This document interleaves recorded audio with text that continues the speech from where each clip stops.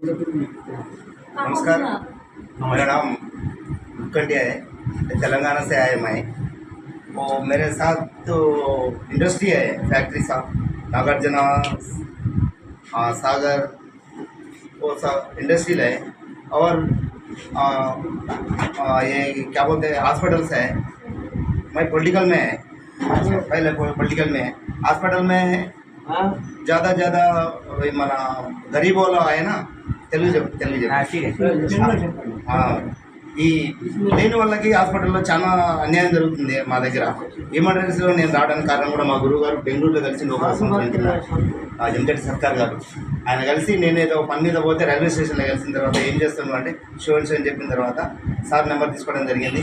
ఆ నెంబర్ వల్ల సార్ తోటి పరిచయం కావడం వల్ల నేను హ్యూమన్ రైట్స్లో జాయిన్ కావడం జరిగింది. కొన్ని విషయాల్లో హాస్పిటల్లో కూడా పోయి ఆపరేషన్ చేసిన వాళ్ళకి ఫీజుల విషయంలో కానీ చిన్న తగ్గించడం కానీ, పొలిటీషియన్లో ఉండి హాస్పిటల్లో పోయి మన పోలీస్ స్టేషన్ పోయి లేని వాళ్ళ మీద చిన్న దొంగతనాలు అనేది అయ్యేది చూసుకుంటూ వాళ్ళు ఏం చేస్తున్నారంటే డిపార్ట్మెంట్ పరంగా లేనోడికి తక్కువ కేసులు ఇరిగించి ఉన్నోడిని తప్పించే ఏర్పాటు చేస్తుంటే ఆ విషయంలో కూడా చిన్న విషయంలో కొట్లాడడం జరిగింది. అదే విషయంలో ఒకసారి నా మీద కేసు అయితే కూడా మేడం అచ్చమ్మ గారే నన్ను సపనా టైంలో కూడా నన్ను సేవ్ చేసారు.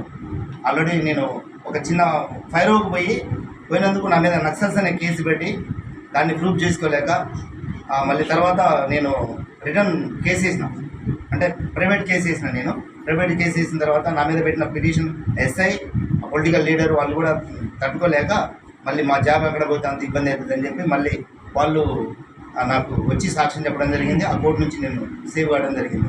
అంటే నాకు కూడా సోషల్ వర్క్ ఈ లేని వాళ్ళకి సాయం చేయాలనే ఉద్దేశం, నేను కూడా లేనివాడిని, నాకేం లేదు, లేని వాళ్ళకి సాయం చేయాలి. ఒక ఆశ్రమం ఒకటి స్థాపించి ఉమెన్ అంటే ఓల్డ్ ఏజ్ ఉమెన్ ఆశ్రమం సాధించి ముసలోళ్ళని తీసుకొని సేవ చేసి వాళ్ళతోటి లబ్ధి వాళ్ళతో సేవ చేసుకొని ఆ పుణ్యం తగ్గాలనే కోరిక ఒకటి అది ఒకటి ఉంది.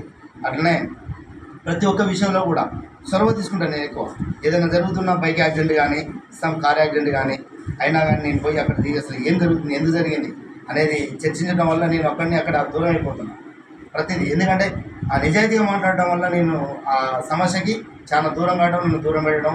ప్రతి ఒక్కరు కూడా ఇతను ముఖం మీద మాట్లాడతారు, ఇతను కాన్ఫిడెన్స్గా ఎవరికి లొంగడు, కాంప్రమైజ్ కాడు అనేది నా విషయంలో చాలామంది కూడా చెప్పడం దూరం పెట్టడం జరిగింది.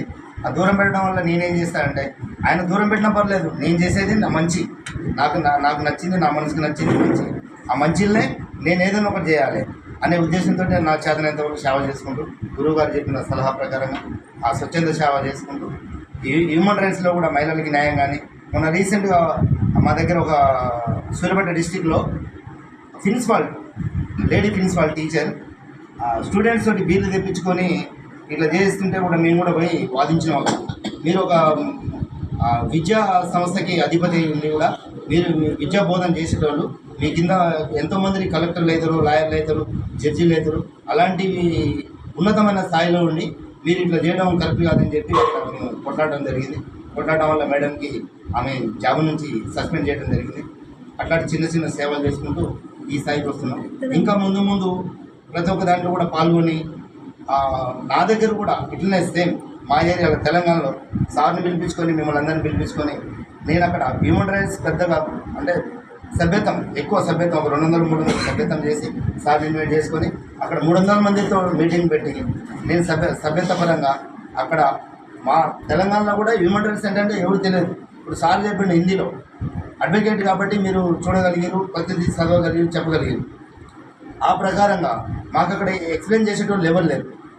అట్లా చెప్పుకుంటూ ఉంటుంటే హ్యూమన్ రైట్స్ అనేది ఇట్లా అన్యాయాలు జరగకుండా, ఘోరాలు జరగకుండా, చిన్న పిల్లల మీద రేపులు జరగకుండా ఇవన్నీ కాపాడుకోవచ్చని నా ఉద్దేశం అది. అలాగే నాకు ఈ అవకాశం ఇచ్చిన మీ అందరికీ ధన్యవాదాలు.